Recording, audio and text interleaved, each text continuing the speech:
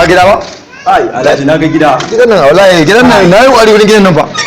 ba karamin gini ne mai ba na kashe kuɗi yayi balle ma duk nan ma kaman ma wanda ake yayin ne wannan get nan ba get ne nake a ba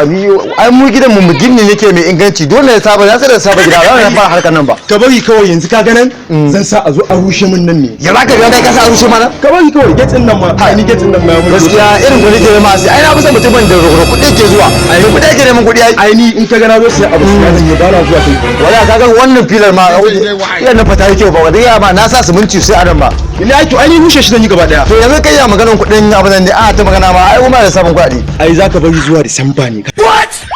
kaga zuwa Disamba zaka ci kuɗin ka Disamba mana daga san fai za ta fashe Disamba ba ai fai tana fashe wa layin nan ma zan sa a canza ta yanda ba za ka gane ta ba in ka zo ha ba ka bari kawai fai ta fashe kana